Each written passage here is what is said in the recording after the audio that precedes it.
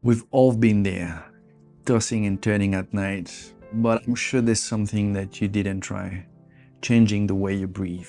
Because while stress, food, and screen can all mess up with sleep, your breath is the signal that's sent to your body. It is safe to let go. But if you never send that signal, then you'll stay awake, no matter how tired you are. Sleep isn't something you force. It's something that your body allows when all the right conditions are in place. But most of us are carrying stress in our muscles, like our brain are buzzing with all the screens, phones, computer, Netflix. And our breathing patterns doesn't allow the body to rest. We are basically asking our nervous system to shut down while feeding it the opposite signal. Here's what I discovered. The way you breathe in the evening can make a big difference between hours of frustration and finally drifting into a deep rest.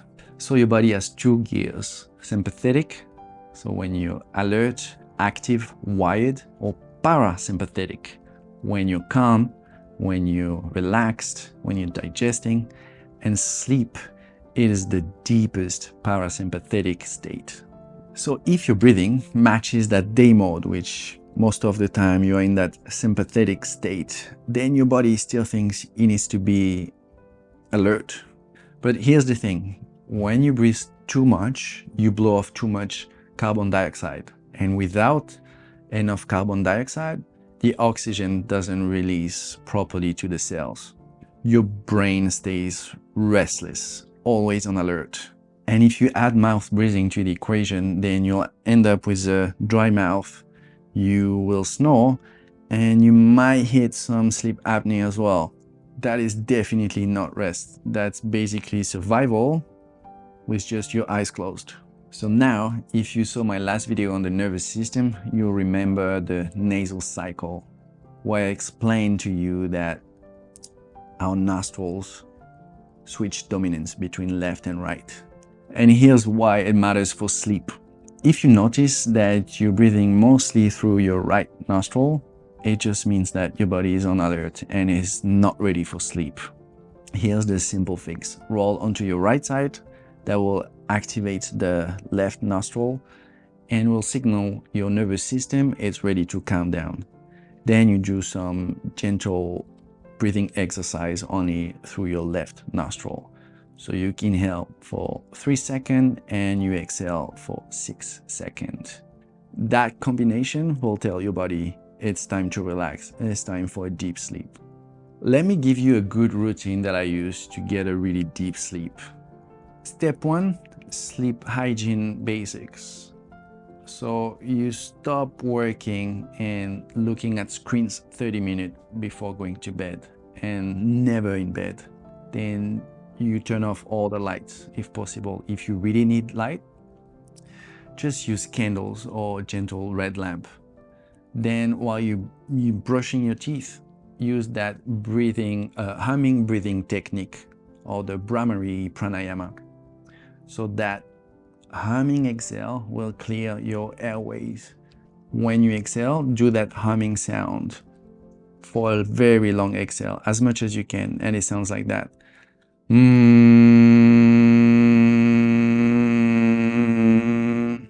And that's it. It will activate your parasympathetic nervous system.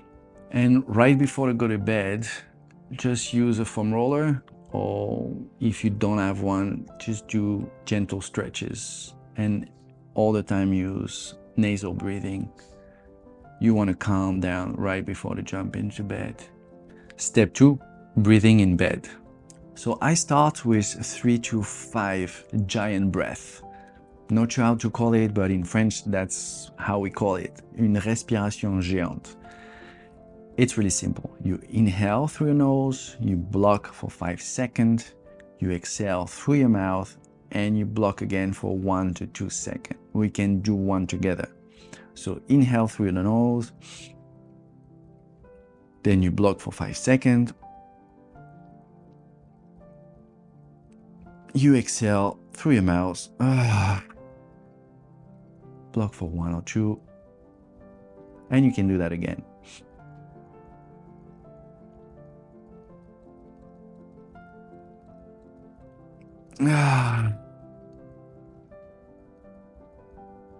Then I switch to 4-7-8 or 5-5-10 breathing technique.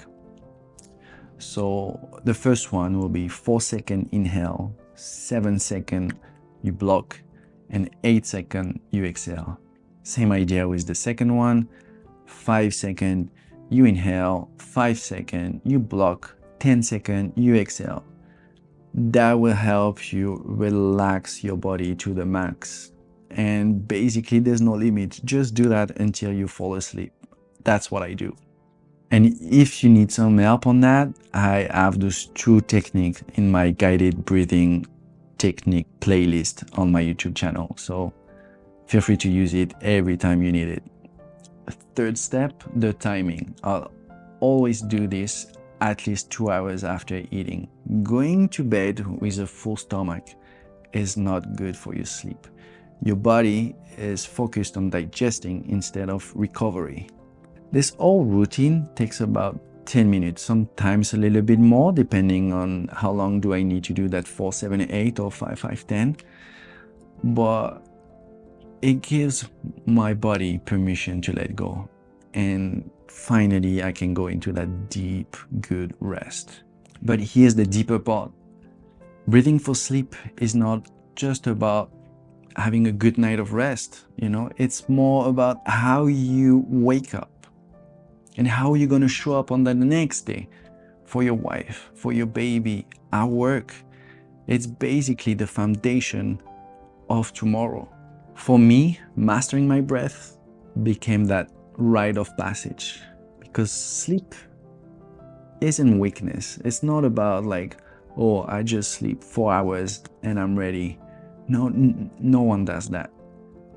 Sleep is the foundation of strength. So the next time you're lying in bed, don't fight your thought. Just check your breath. Try to control it. Give your body the signal that it's okay to let go. It's time for that deep rest. Because sleep isn't something that you chase. It's something that you breathe into. And I think it's really important to understand that the way you breathe tonight decides the man you wake up as tomorrow.